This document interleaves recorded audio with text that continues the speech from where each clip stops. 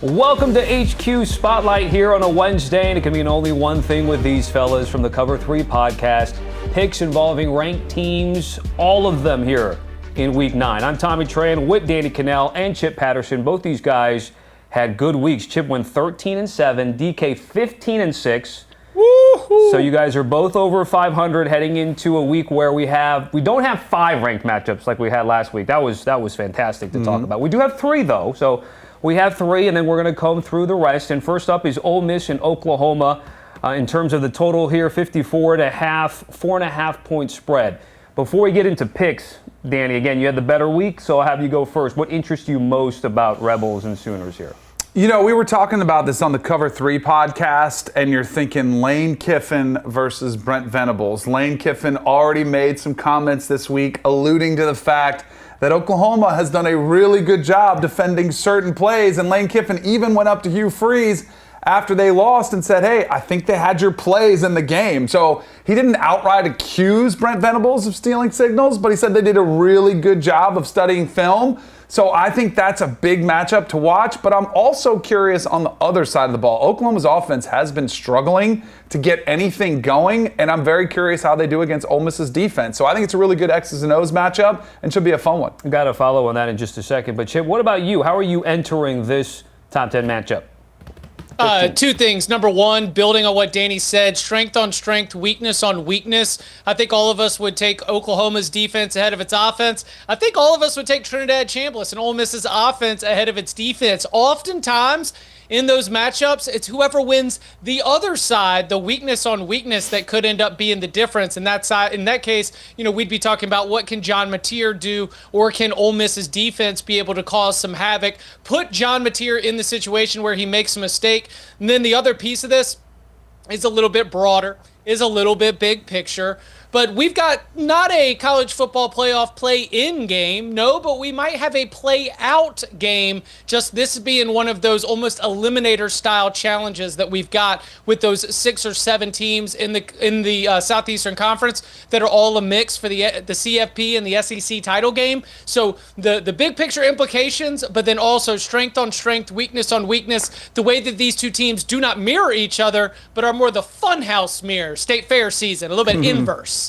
John Mateer, just 1 total touchdown in 2 games since coming back from hand surgery. Danny, what's the concern level for you when it comes to this quarterback? Pretty high. I was a little bit tentative when everybody was crowning him the Heisman Trophy winner and saying he was the best quarterback in the country.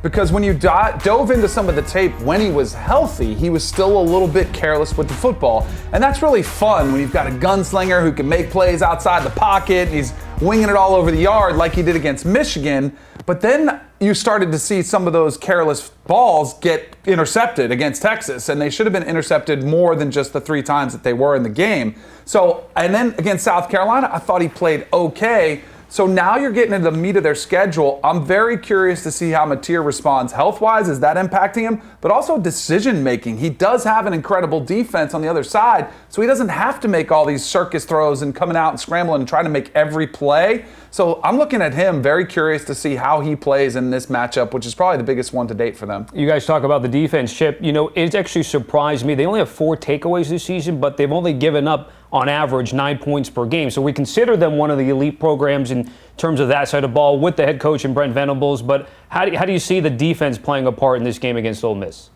Oh, it's absolutely massive because the defensive line for Oklahoma is just top to bottom tremendous. The way they get after the quarterback, the way that they get a quarterback off schedule.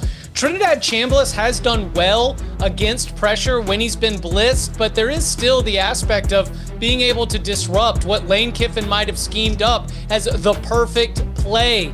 This is going to be a game where I think points are going to be a little bit difficult to come by. And so, Oklahoma starts up front. On the back end, they've got very smart safeties who, they might have had a little help to know when the slant's coming, but I still think they're guys that are going to be playing on Sundays. And so it is a tone-setting group. And Tommy, it's a tone-setting group that is going to have the home crowd on their back. Norman, Oklahoma needs to stand up because this is going to be a big challenge with Lane coming to town. Chip, I'll have you go first in terms of your pick here. The total is something that catching your eye here, 54.5. Too many daggone points, Tommy. I think this is going to play out a little bit like the Ole Miss LSU game, which, if you remember, was a little bit of a low-scoring affair. Similarly, LSU, good defense, offense that's really been struggling. Trying to make a call on who wins this makes me think that it's going to come down to the final possession, but I think that final possession is going to be deciding more of a 28-21 type winner, not something that's a little bit higher scoring. So we might get an edge from the fact that Ole Miss has scored points against other opponents in terms of getting this number, but I think it's too many. I go under. Chip, who's the favorite to get the Florida job in Gainesville? That would be Lane Kiffin. Oh, that's right. This is a big-time distraction game if there ever was one. Everyone's been talking about Ole Miss. Players are getting asked, what do you think's going to happen to your head coach?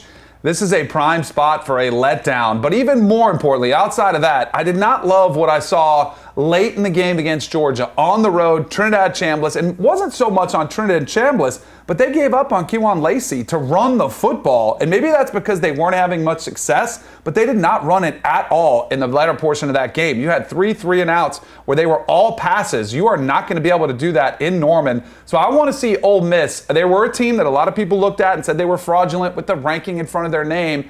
Now that we've gotten exposed a little bit, I want to see how it goes and travels. I don't trust them to do that. I trust Oklahoma's defense. I think Mateer will play well in this environment at home, so I will lay them with the Sooners. Okay, you're going to lay it. By the way, the schedule does not get any easier for OU. The first of 5 projected top 20 matchups for them. We know about the conference, and that certainly plays a part. So from one top 15 matchup to another, we've got Missouri and Vandy. Chip, what are your thoughts going into this one? Number one, what an incredible moment for Vanderbilt here during this week. You have the win against LSU. We talked with General Manager Barton Simmons after the win on the Instant Reaction Show on Cover 3, and he was talking about telling the Pavia Mafia, Diego Pavia's brothers, we're not rushing the field because this is what we do now. And sure enough, this is what we do now is showcased by the fact that Missouri is coming to town, and yet Vanderbilt finds itself once again as a favorite.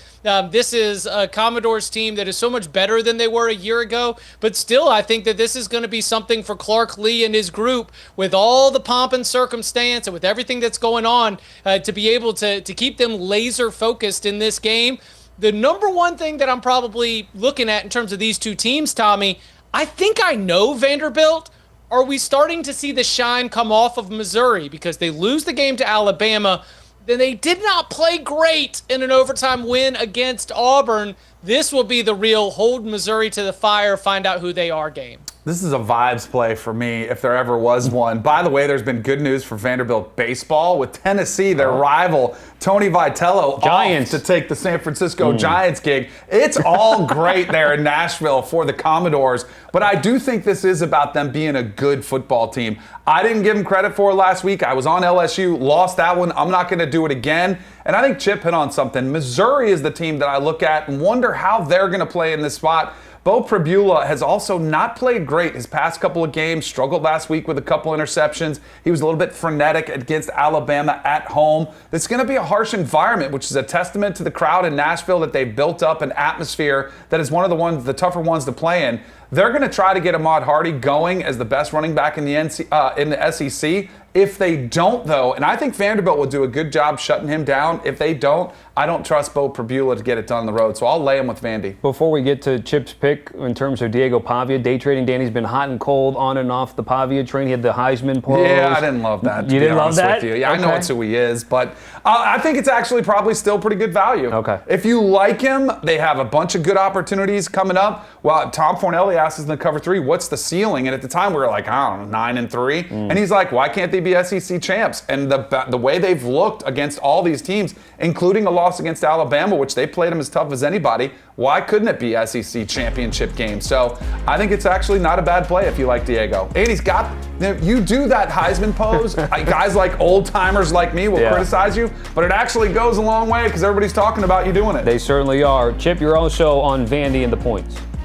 Yeah, I really like Vanderbilt right here, especially being able to catch a short number. They are just playing winning football right now. It is not gimmicky. It is not something where it has to be perfectly on their script. And so I think that that's something that actually makes Vanderbilt a more versatile and well-rounded football team than Missouri? Missouri does not really posing much of a threat in terms of the downfield passing attack. I think that could end up being a flaw here. So I'm going with the Commodores. They're very even teams. I agree with the way they're rating and agree with the line, but I think Vanderbilt is better, and so I will take them at home. Commodores trying to go 7-1 for the first time since 1941. They've been a long time since they've been doing some things, and every week we seem to be bringing those things up. Last ranked-on-ranked matchup here, we got Texas A&M at LSU, another short number. The Aggies catching 2.5. Tonight game with a total of 47.5. The home teams won 9 straight in this series, Danny. So what's going to be sort of the difference, you think, in what odds makers think will be a tight game? Probably which defense plays better. You know, Texas A&M, I think we all feel a lot better about their defense. LSU's defense is pretty good as well.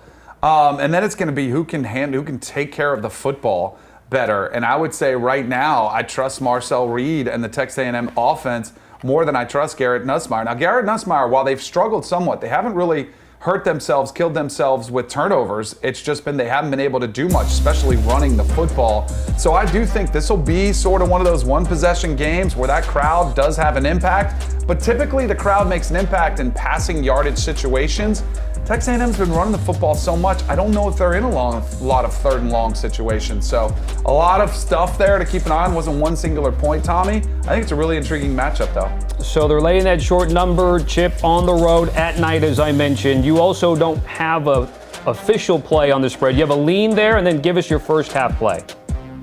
Yeah, my lean here is that Texas A&M is going to be able to do this. I'll give a quick point to the passer, to Bud Elliott, in terms of one place where your eyes should be able to go and get a good feel for the game early. It's Texas A&M's offensive line against LSU's defensive front. Whether or not they're able to get a push, whether they're able to establish the ground game and be able to take the crowd out of it, that could really tell you how this is going to go, even in the first half. But it is in the first half where I found my best bet. It is going to be to take the first half under. I think for Texas A&M, you want to be able to come out and establish that ground game, really test LSU up front. And LSU is just not very explosive offensively. I'm not expecting that to change. If LSU wins this game, I think it's a lower scoring game. If the game gets a little higher scoring, I think Texas A&M ends up winning. But with LSU playing at home, I'm going to say it's a little bit slow to get started. So I'll go first half under, cash my ticket, and then sit back to see if things change. I think that correlates with the way I'm thinking, because I kind of like Texas A&M in the game. It's hard to picture anybody going into Baton Rouge in this environment and winning the game. So I'm on the other side. Maybe we can weave this one together, a little lower scoring first half and a higher scoring second half, because I do think that you will see Marcel Reed and company, Mario Craver and Casey Concepcion. I do think they were able to put up some points on LSU's defense. As good as they've been, I don't think they're, this like Ohio State defense who's just not giving up any points. And on the flip side, maybe this is an opportunity for LSU to take advantage of a Texas A&M defense, which has been pretty good on paper, but the better offenses they've played against, they have given up some big points, including last week when they were in a dogfight with Arkansas. So they also gave up a bunch of points to Notre Dame. So I think this might be one that goes over. I could see a 27-24 type of number up there, which would go over, and I would lean towards A&M, but I'll just go ahead and take the over. So maybe it gets tight in the first half and then opens up in the second half. By the way, have you guys talked in the Cover 3 about Texas A&M being the highest-ranked SEC team? Are they the best team in the conference in your eyes? I still think it's Alabama, and I think that Texas A&M is so quiet across the country. I don't think anybody's really talking about them. Everyone's giving the attention to Bama. But this is an opportunity for A&M just to continue to stack wins, and the more you do that, the more people start to take notice. I definitely think they're on par, at least, with Alabama, and I'm sure some Aggie fans would say, hey, we're better than they are. Chip? Yeah, I mean, Alabama's got a loss. It's got one in the loss column, but it's a 0 against SEC opponents, just like Texas A&M. And I think as we continue to move each week further from that week 1 result in Tallahassee, it's an island game. That thing happened in its own universe, in its own dimension. It was amazing for Danny and everybody that was there with our crew, but it has not bled over for either team in the college football season. Garrett Nussmeier still seeking that first 300-yard game. He had 8 again all of last season. Guys, we're going to hit a break here on the show, but when we come back, Indiana moved up 1 spot of the rankings to number 2. They host an all-of-a-sudden hot Bruins team Out in UCLA, Hoosier, though, still laying 25 and a hook.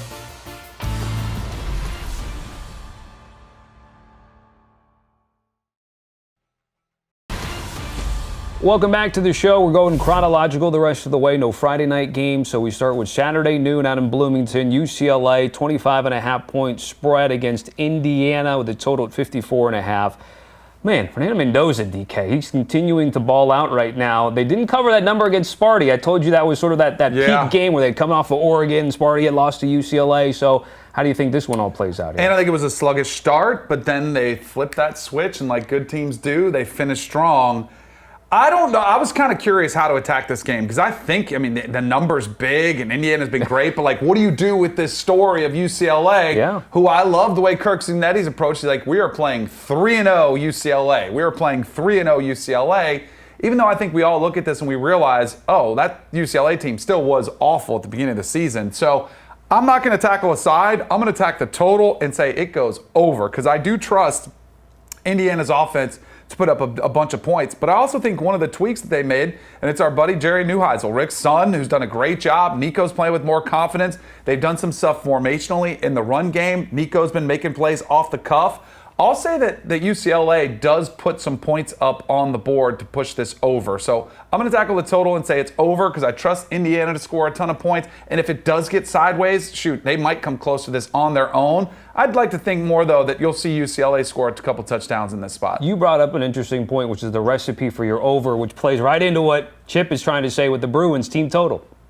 Yeah, come on. I'm just looking for the best number on this one.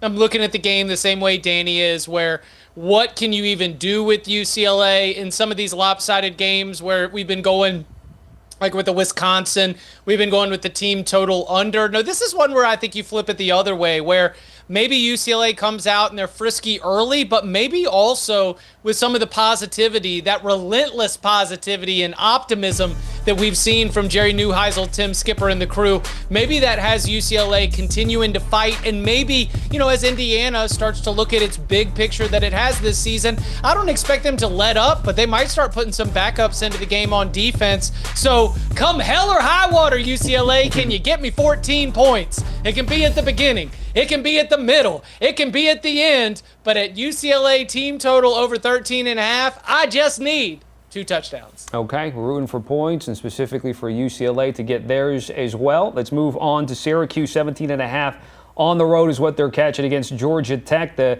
7th-ranked team in the country had that tight game against Duke where arguably you could have said the Blue Devils should have won that game. But hey, a win's a win. And then this time around, the total at 53 and a hook. Now, Syracuse did beat Georgia Tech when they were ranked last year. But boy, things, Danny, have been tougher for the Orange since that win against Clemson, but Steve Angeli's been out, and that certainly has been the reason for some of the problems for Syracuse. And that's why I'm laying them with Georgia Tech. This is not the same team that went to Clemson earlier this year and won that game. And if you remember, that was the game that Angeli got hurt after leading them to an early lead. They were very aggressive. I think Fran Brown is a great coach.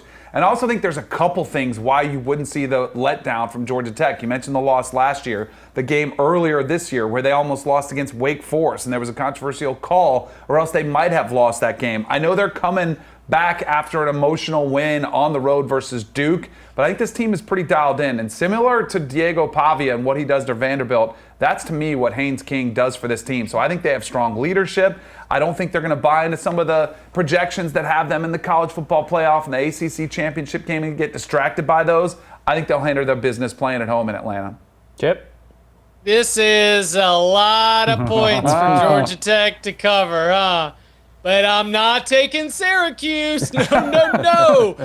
Since that Clemson win, Syracuse is averaging 11.3 points per game. They are really struggling offensively without Angeli in there as a quarterback. They're doing their best out there, but they're turning the ball over. They're not very effective. And so I'm just going to look at that and sort of apply it to a Georgia Tech team that wasn't super impressive offensively against Duke. They can still run the football. They can still make winning plays. But with Syracuse's ineptitude and sort of an interesting overall big picture script and outlook for Georgia Tech, I say this one's a little bit lower scoring. So I will go under the total. All right, Ricky Collinsman at quarterback in place of Steve Angeli. And again, 3 straight losses since that win. Number 16, Virginia, double-digit favorites against North Carolina, 51 and the hook. Tar Heels did play well. They covered against Cal, but not the result you want, going down to 2-4. On well. Okay, wait, Tar Heels played well. Yeah. Whoa. Easy. Well there, enough to cover is what I was trying to say there, Chip. That's what I meant to say. The first play is a fumble. The next to last possession ends in a fumble. And the last possession ends in a football. Let's go easy on well, Tommy. I could lean and rely on Chip to give us the right UNC take in this one here. So, yes, given that being said, they are 3-3 against the number this year, though. Chip, you're taking the fade here in terms of the team total because of everything you just said that you just laid out against Cal, against Berkeley last week.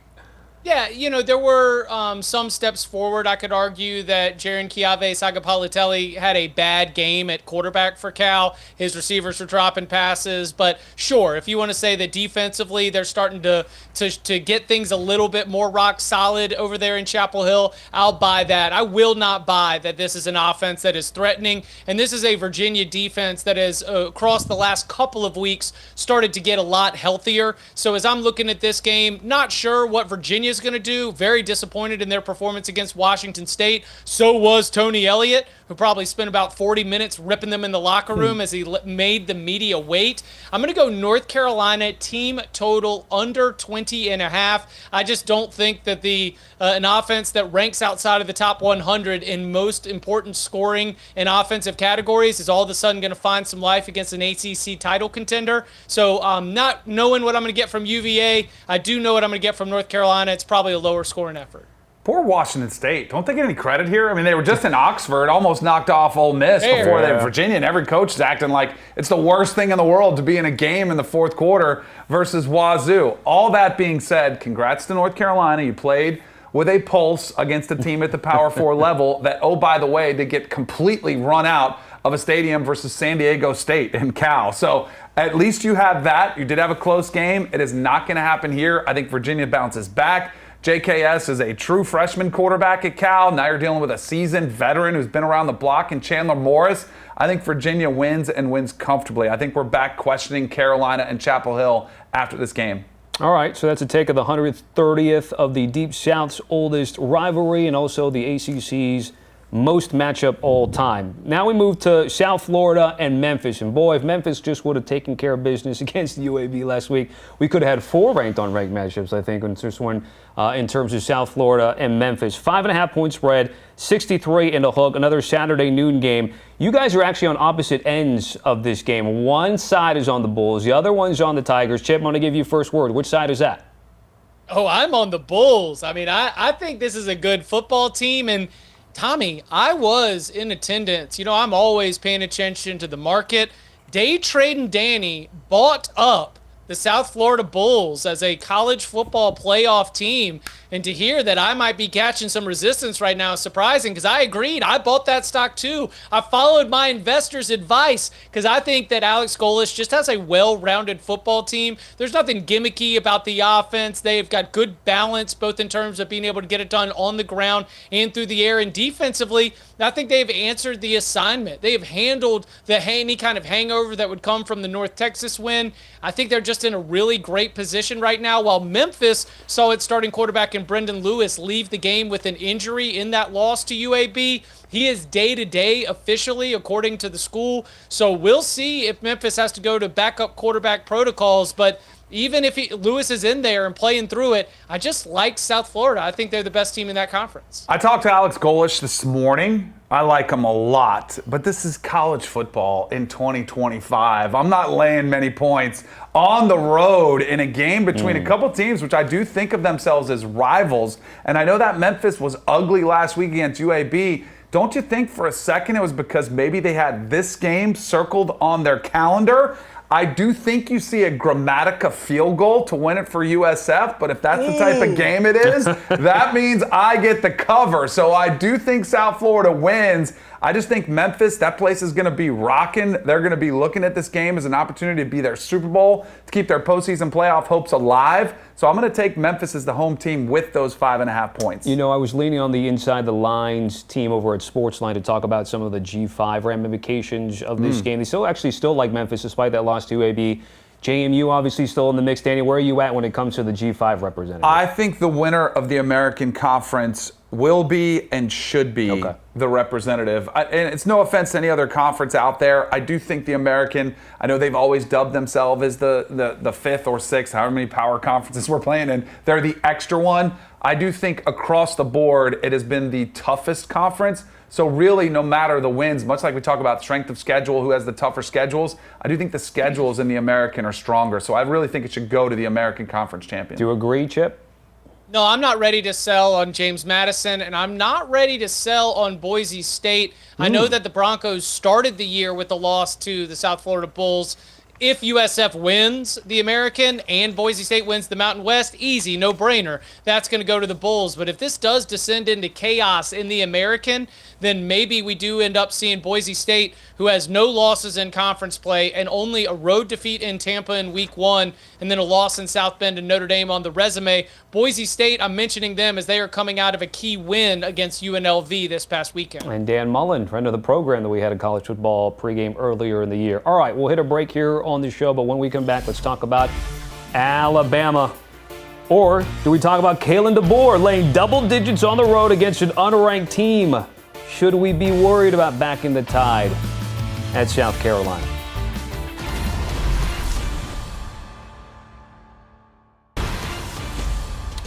Welcome back to the show. Here's a look at Alabama's past 3 road games against unranked teams, all L's, including week 1 this year in Tallahassee, which Danny had a front row seat of the Alabama-Florida State game. And boy, things have certainly changed for both programs since week 1. I've also got a note here from the Action Network. Most outright losses, a double-digit favorite since 2022. 3 coaches have 5.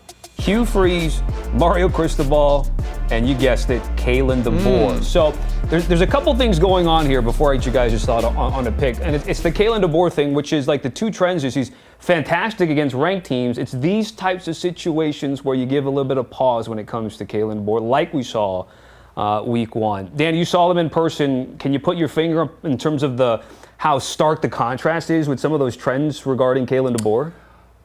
Did you guys, everybody's seen Nick Saban, his mentality that was super focused, super intense, never satisfied. And not to say that Kalen DeBoer isn't all of those things, but he is more of a player-friendly coach. He is more friendly with the media. He is somebody who I don't think is in there just constantly. I always say constant. I mean every single play at practice, you are getting your butt chewed out. No matter what has happened the week before, that's the way Nick Saban was. I don't think that's the way Kalen DeBoer is. I think he trusts his players and allows them to get prepared the way they need to get prepared. And sometimes when you give players a little bit more freedom, they tend to walk all over you. I think that's what happened last year. I don't think that happens this year, but I do think it's sort of a human nature thing. I think Kalen DeBoer is a good-natured guy. He's fun, and it's a grind this season, and every team is gunning for you because you're Alabama. You just have to be ready to go. And at the end of a stretch like this, I do wonder how enthusiastic they'll be about this game after the games that they've been through at all these emotional highs.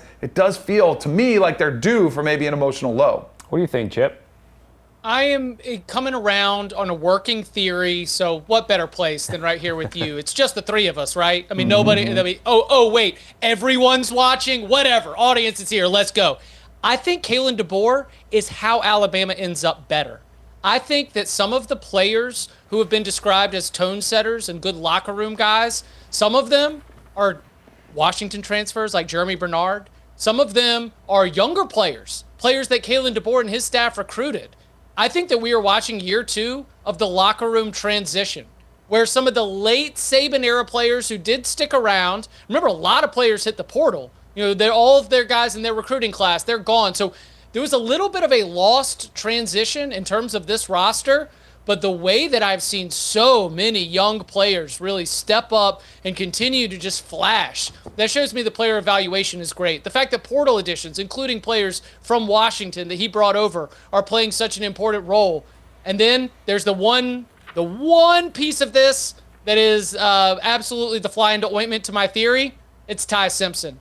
This team is laser focused because of its quarterback. I don't want to disparage Jalen Milroe, but I can tell you that Ty Simpson is the heartbeat of this locker room, and having your quarterback be that kind of figure, I think that is something that's incredibly motivating and unifying for this entire team, and that's what they're going to need to count on to avoid allowing that double-digit favorite trend to continue. So then, Chip, I'll give you first word when it comes to picks, because you think Bama will get at least 31 points in this game. You mentioned Ty Simpson, Heisman favorite.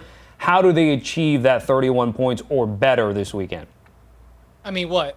Will we see, did LSU was able to get, up into what, 17 or 20, right?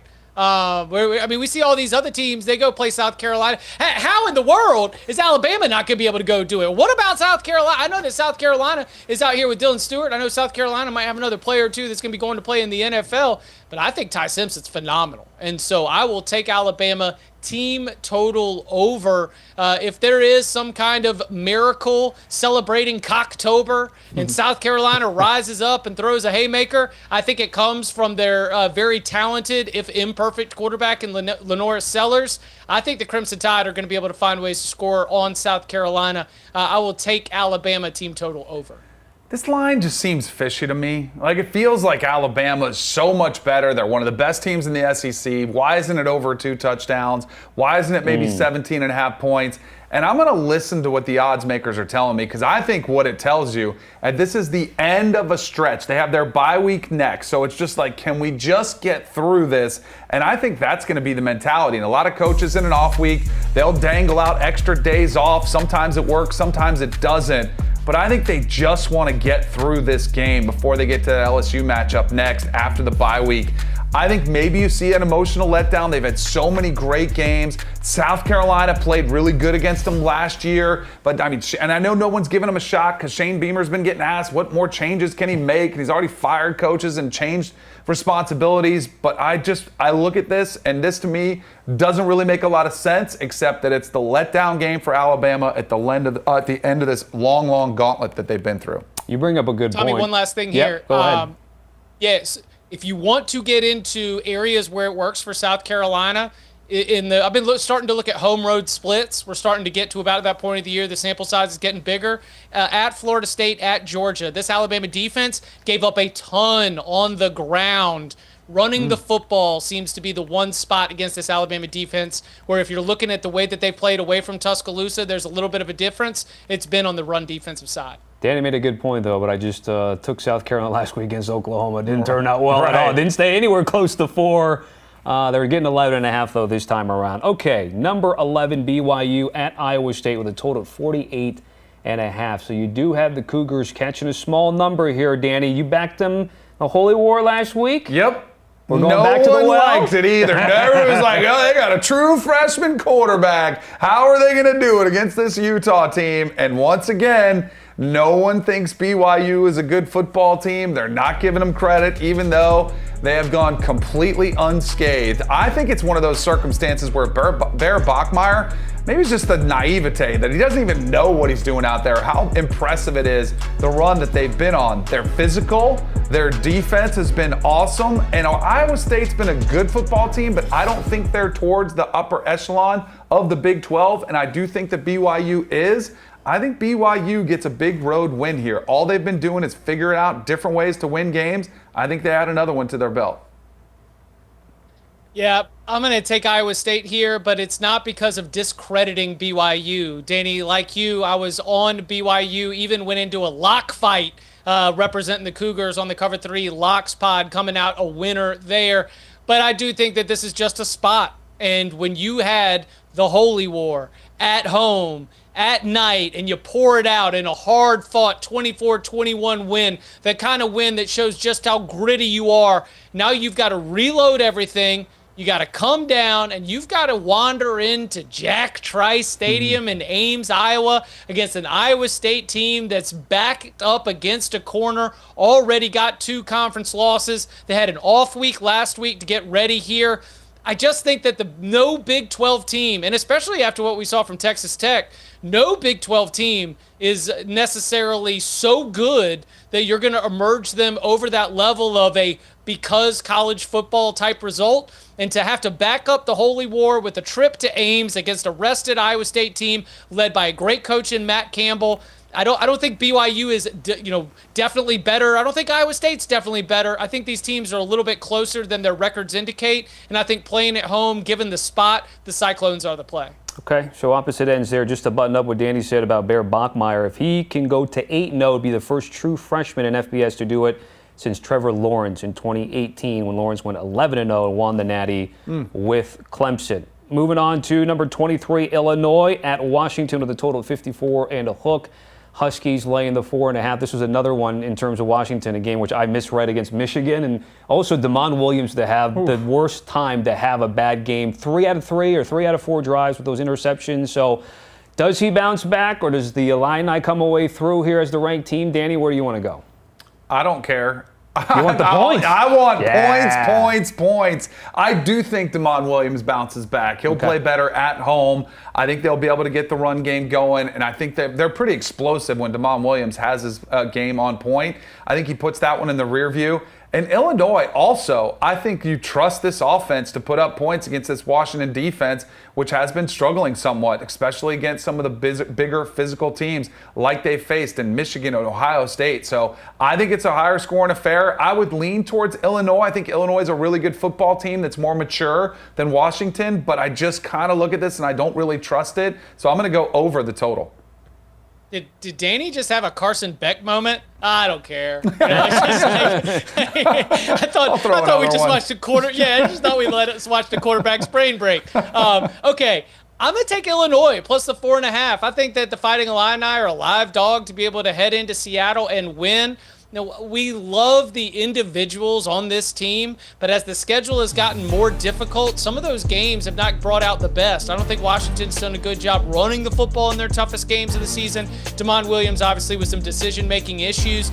And I think that Brett Bielema and this Illinois team do know exactly what's ahead of them, and that is a great chance if they can win this game to set themselves up to really be a player in the college football playoff deeper into the season. So with an extra week to prepare and reset after the loss to Ohio State, where while they did get dominated, I thought their offensive line had one of its better performances that we had seen in a little while. If they can protect Luke Altmaier and give him some time, I think Altmaier can carve up this defense. I support Danny's overplay, but as I keep imagining this game, I just see it as one where Illinois has a chance to win it late. And when I've got 4 and a hook, and I think they've got a coin flip chance, I love the value at getting Illinois plus 4.5. All right, this will be a first matchup between these two in the Big Ten, and Illinois getting a little bit of extra rest after that game with Ohio State coming into this one against Washington. Oklahoma State catching a big number, 37.5 against Texas Tech with a total of 56 and a hook. This one out in Lubbock Saturday afternoon. Now, you guys are both laying the points. This after the Red Raiders lost to ASU. No Baron Morton. We talked a lot last week, of course, about Sam Levitt, and we will again with ASU. Chip, why do you want to lay this big number? Give me sort of the reasoning behind this handicap. Wrong team, wrong time, Tommy. Let me point you to what happened to Rutgers when Rutgers had to play Oregon right after the Indiana game. It was like, I'm sorry, Scarlet Knights, you just had to be the team. You are lower enough on the overall totem pole of this conference, and that team needed to thump somebody bad enough. And that's exactly what Texas Tech needs, because given that game against Arizona State some fresh eyes, there was a lot of self-inflicted wounds for the Texas Tech Red Raiders that would have otherwise still had them with a 0 in the loss column. Clearly, the pass interference penalty that sets up Arizona State right near the goal line at the end of the game is just a massive one. And so if you need to clean things up, if you need to coach them hard all through the week, what are you going to get on Saturday? I think you're going to get an absolute bloodbath performance, similar to what we saw Texas do to non-conference teams, because I don't know where the Cowboys have been ranking in y'all's 1 through 36 rankings, but they are down there near a lot of the non-conference teams that Texas Tech played, so I'm going to go ahead and lay it with the Red Raiders. What the heck? You want anybody to touch Oklahoma State on this side? I think you're crazy. Like, I don't love this game, to be honest with you. I totally agree with everything that Chip said. I mean, Oklahoma State, some of these schools where we've seen coaches fired, you got a little bit of the fired coach bump. You really haven't gotten that in Stillwater. This is just a program that's reeling. Texas Tech needs to vent. They need to get some frustration out. They're going to have to hold on to their tortillas in the stands. They can't even throw them. They're going to be angry about that. I just think Texas Tech opens a can up here on Oklahoma State, sort of get back in the good graces of the Big 12 and the rankings, all that they need, some style points, and I think they get it. Okay, speaking of Oklahoma State, Cincinnati took care of them, of course. They're at home this time, taking on Baylor. It's a 4.5-point spread with a high total of 67 and a hook out in Cincinnati. Chip's got to play the first half under, but Dan, you got a full game play on the spread, laying the 4.5. I trust Cincinnati, which is kind of crazy. This is one of the better teams in the Big 12. They would be undefeated if it wasn't for one bad play against Nebraska in that opener. And pay attention to Brendan Sorsby. He's been a big buy on Day Trade and Danny on Cover 3 podcast, where he's got 18 touchdowns, 1 interception, another 6 rushing touchdowns. So that's 24 total touchdowns with 1 interception. Scott Satterfield has this team playing as good as anybody else. I love Sawyer Robertson on the other side for Baylor, but they've been way too volatile. I don't feel like I can trust them. Cincinnati's playing at home. I know it's the Big 12, and there are a lot of one-possession games. I just think Cincinnati's going to handle their business here. I like your play right there. Cincinnati, it's not my best bet. I'm very, very curious about what we get from Baylor in this spot, because if Billy Napier had not been on his way to being fired, if Mike Norvell had not gotten closer to the hot seat, if Luke Fickell had not gone out and put a goose egg on America's most watched network, the Network of Stars, I mean, do you want me to keep going through all of these different hot seat coaches? We might be talking about Dave Aranda, a loser on Saturday to TCU in a big game, and now finding himself very much in a potentially disappointing season that came in with a lot of pressure. My best bet here, Tommy, is going to go with the first half under, sky high total. Baylor cannot stop anybody right now. Sawyer Robertson, as Danny mentions, one of the best quarterbacks in the conference. I think that it will get a little bit of a back and forth, sweat this 67 total eventually.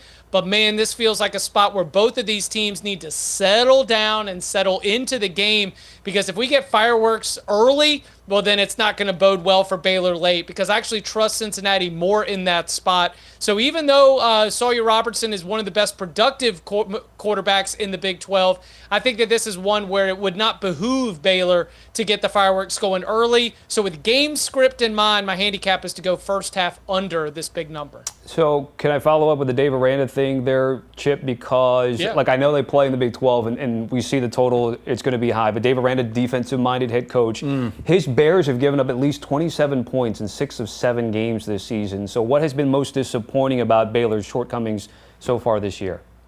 The structural integrity issues against the run game. And that does not set up well against Cincinnati, which uses Brendan Sorsby's legs and has multiple backs that they're able to use to keep you off balance. Scott Satterfield, going all the way back to his App State days, has always been somebody who likes to utilize, some of the versatile inside-outside zone concepts. And that is something where if you are not if you don't have structural integrity with your defense, if you're not fitting those gaps, then you are leaving lanes wide open. It's what a lot of opponents have found against Baylor all season long. And that's, I think, the thing that's so disappointing. Dave Aranda, and Tommy, you probably know this from pointing the finger there, he put his hands on this defense. This is his defense, and they've been getting carved up right now. Big reason why he's under a lot of pressure. Let's get to Texas, laying just under a touchdown at Mississippi State with a total of 44.5. Danny, you want to grab the points here in this game. Why is that? I thought when we picked this game, it was 8.5, and now all of a sudden it's at 6.5. You're saying, but you know what? I ain't scared. I'll take the 6.5 from Mississippi State. I said from the beginning of the season it would be a roller coaster ride with Arch Manning in Texas, and specifically around the quarterback's play. And you started off and it was down, and then you're coming up to the top, and you get up there and you beat Oklahoma, and it's here we go on the rival. But then all of a sudden we're swinging back down again. I still think there's a little bit lower to go before you come back up for the Texas Longhorns. Michael Taft also, he's not going to be available to have that press conference moment where after he says, it's hard to win in the SEC. It's hard, because he's going to be out with a thumb injury, one of their best secondary players. Arch Manning is struggling. It's on the road. The Cowbells are going to be there. And I think people look at Texas this year within the SEC, teams like Kentucky, like Mississippi State, they say, sure, they're a good team. That'd be a great signature win for us. And I would not be surprised if Jeff Lebby potentially gets it against Texas. So I'll take the 6.5 points. I think this is a fourth quarter game that gets fun and funky. I just am not a big believer in Texas being able to consistently win and cover. I mean, we just keep overlooking one of the best defenses in the country. All the Arch Manning and all the Steve Sarkisian play caller and all the offensive issues. And this Texas defense is still out there playing their tails off. I am amazed each week as I go through on a Sunday and into Monday, doing my final recount, pulling all my information together. And for all of the narratives and ways that I've talked about this Texas team, it seems like the sky is falling. And every single week, I'm like, man, this defense plays their tails off on a down-to-down basis. So I'm starting to look at Mississippi State. You're playing on the road. And the big surprise for me is that given what I thought about Blake Shapen as a quarterback, Jeff Lebby as an offensive coach, and what they could maybe have in Mississippi State, not a great passing attack for the Bulldogs. Really, their best offense comes from running the football with Fluff Bothwell, and I don't think they're going to be able to do that against this Texas front. So my best bet is to go under the total of 44.5. Maybe it is funky in a clunky way, DK, and we can both cash our wins. Dogs. Okay. Wow. We'll sprinkle a little bit of that. Yeah. We'll see if C.J. Baxter, by the way, plays in this game. Missed the last 4 games with a hammy. Questionable this week for Texas. All right, let's hit a break and home stretch time on the other side of HQ Spotlight. Oregon, as we've talked about on the show already, bouncing back from that loss to Indiana. Big road win against Rutgers last week. Bigger spread at home this week against Wisconsin.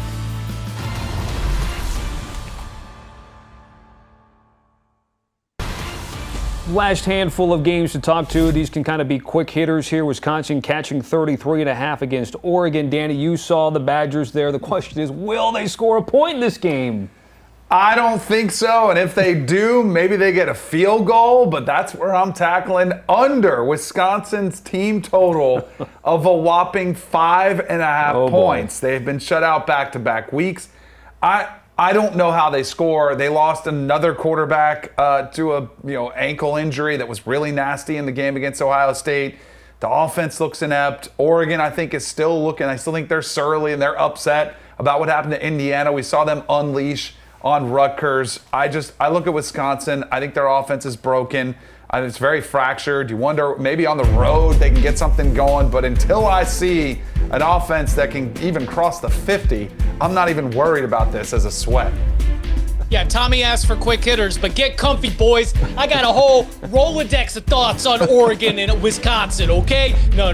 We're going to make this quick. And you know how quick we're going to make this? You're cashing your ticket after 30 minutes. We're going Oregon in the first half, minus 19.5. When they played Oklahoma State earlier this year, another team that was just like way lost from their program standard, it was 41-3 at halftime. When they played Rutgers just last week, what was it? 42-3 at halftime. They're going to get their work done early and keep it moving. So let's do the same. Oregon in the first half, minus 19.5. So we're talking about our night games. It's a good one. This one's the back half of our rundown because it's Stanford and Miami. We don't have a lot of time to talk about what happened in Palo Alto last week. Thank goodness. Danny, but Miami, by the way, also hadn't left the state of Florida yet, but 30.5, and both of you guys are on the same side. Chip, which side is that? Yeah, that's going to be Miami and lay the points. You really trust in this Stanford team to back up this huge win against Florida State? Now you're flying across the country against an angry Mario Cristobal squad. No, Canes by 1 billion. Yeah, I'm with you. In front of about 3,000 fans who, maybe or may not show up at halftime. No one's going to be there. It's not going to matter. Miami's going to roll. Like a lot of these teams, we've said, bouncing back after a loss, letting out some frustration. I think they do it against Stanford. Okay, team that beat them, Louisville, at home, ranked number 19 of the country, hosting BC with a spread north of 3 touchdowns and a total in the mid-50s. Over the point total for Chip Patterson.